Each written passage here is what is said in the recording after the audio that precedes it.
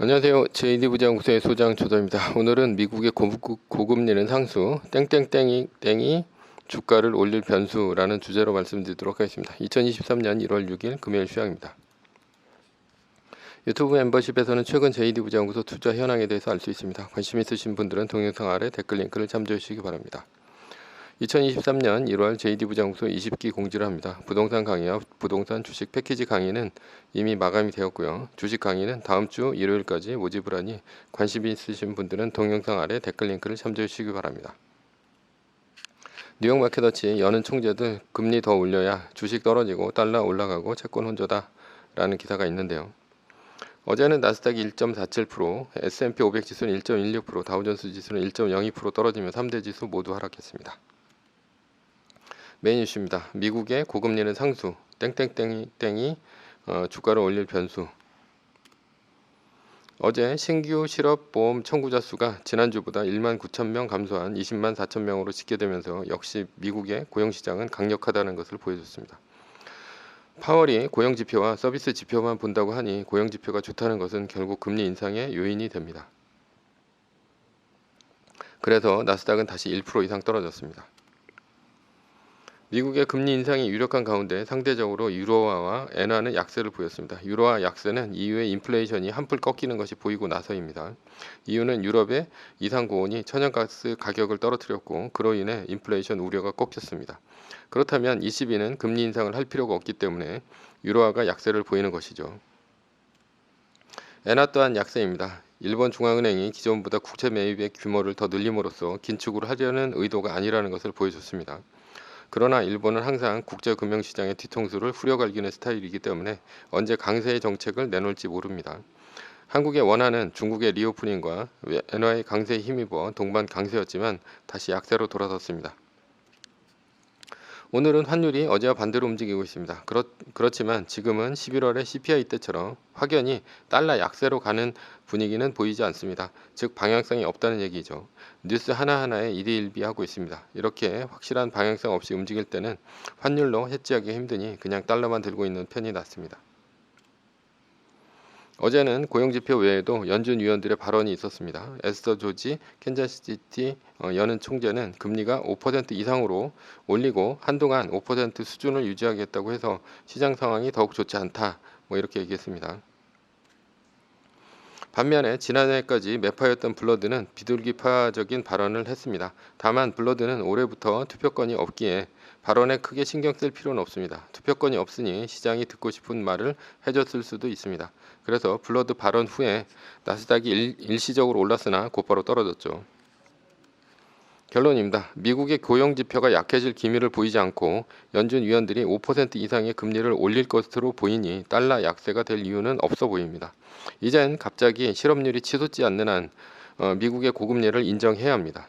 테슬라와 같이 퍼가 높은데 실적마저 떨어진다면 주가는 하염없이 떨어질 수도 있습니다. 애플이 이번 실적 발표에서 지난 3분기처럼 탄탄한 실적만 보여준다면 주가가 오히려 오를 수도 있습니다.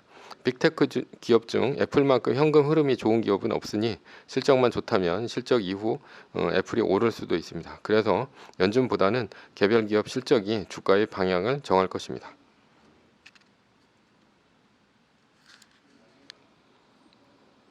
서브 이슈입니다. 미국의 강한 고용이 한국 부동산 하락의 쓰나미를 부른다. 고용지표를 잘 뜯어보면 대기업은 아마존, 메타 등을 봐서 알 수 있듯이 고용이 줄어들고 있으나 중소기업의 고용이 탄탄하다는 것을 알 수 있습니다. 여전히 서비스업이나 소규모 제조업의 고용 상황이 빡빡합니다. 그러나 연준이 금리를 지속적으로 올리면 중소기업도 이자 부담이 있는 만큼 시간이 지나면 해고가 늘어날 것으로 보입니다. 그러나 미국의 실업률은 좀처럼 늘어나기 힘든 구조입니다. 미국은 이민도 갑자기 늘기 힘들고 베이비 부머는 은퇴를 했기 때문이죠. 결국 연준위원회 말처럼 미국이 한동안 5%대 이상의 고금리를 유지할 수도 있습니다. 그렇게 된다면 문제는 한국입니다. 2023년 1월 6일 현재 미국의 최종금리 전망은 5.4%이고요. 한국은행의 최종금리 전망은 3.5%입니다. 이러면 금리 격차가 1.9%대까지 벌어집니다. 문제는 한국이 미국의 금리를 마냥 쫓아갈 수 없다는 것입니다. 왜냐하면 한국의 가계부채 문제가 심각하기 때문이죠. 그래서 정부는 요즘 강남 3구와 용산을 제외한 모든 지역의 부동산 규제를 선제적으로 풀었습니다. 신규 분양시장이 심각하기 때문입니다. 주택은 신규 분양시장과 재고주택 시장이 있습니다. 그 중에서도 신규 분양시장의 문제점은 부동산 대출 문제가 있습니다. 둔촌 주공과 같은 아파트 분양시장에서 청약이 안 되면 건설사가 대출을 못 갚아 부도가 날 수도 있고, 이러한 부실 채권은 은행의 건전성에 영향을 줍니다. 은행에 문제가 되면 시스템 리스크입니다. 결국 정부가 돈을 퍼부어 은행을 살려야 합니다. 그러기 전에 부동산 규제를 유례없이 풀고 있는 중입니다.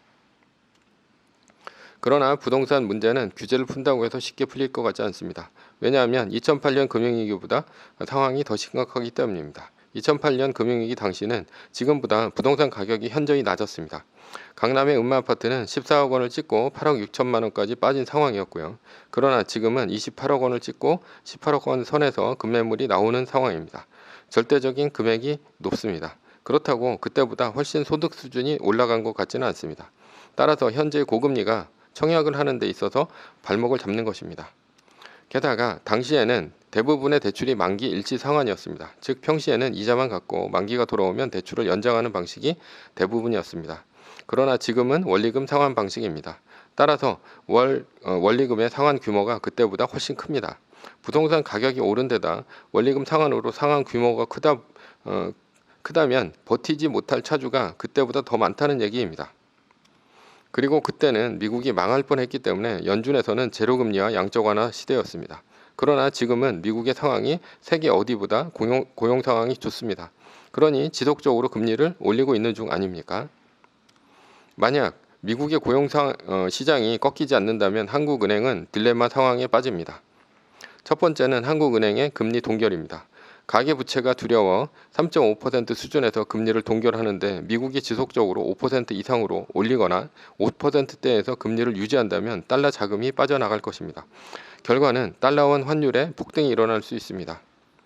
두 번째는 한국은행의 금리 인상입니다. 미국과의 금리차 때문에 한국은행이 금리를 올려 미국을 따라간다면 가계부채 문제로 신규 주택과 재고주택 시장에서 문제가 생길 것입니다. 고금리 때문에 신규 청약을 안 할 것이고 영끌 쪽의 아파트가 경매로 쏟아질 것입니다. 이 여파로 건설사의 부도, 은행의 부실로 돌아오게 됩니다. 만약 정부가 은행을 살리려 국채를 찍어 돈을 퍼준다면 외국인은 한국에서 자금을 빼내갈 것이고 원화 약세를 부를 것입니다. 한국은 일본 엔화의 강세와 중국의 리오프닝에 힘입어 1,400원대 밑으로 떨어졌습니다. 그러나 미국의 고용시장이 앞으로도 좋다면 한국 부동산에 먹구름이 몰려올 것입니다. 지금 정부에서 규제를 풀어준다고 덥석 청약을 하면 안 됩니다. 2013년보다 더 심각한 상황인 만큼 그때만큼의 규제가 풀려야 합니다. 새 정부 첫 부동산 대책 5년간 양도세 면제라는 기사가 있는데요. 이것은 2013년 기사입니다. 미분양이나 신규 주택뿐 아니라 기존 주택도 오래 사면 5년간 양도소득세가 전액 면제됩니다. 라는 기사이죠. 이때는 미분양이나 기존 주택도 주택을 사면 5년간 양도소득세가 면제였습니다. 지금은 그에 비해 규제가 훨씬 많습니다. 다주택자에 대한 규제도 다 풀어야 합니다. 대출도 90%까지 받을 수 있어야 합니다. 따라서 아직은 집 살 때가 아닙니다.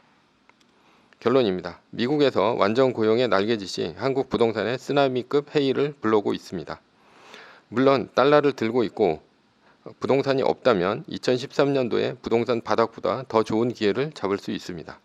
온라인 강의에서 부동산 강의는 이번 20기를 끝으로 안 하고요. 앞으로 몇 년간은 주식 강의만 할 예정입니다.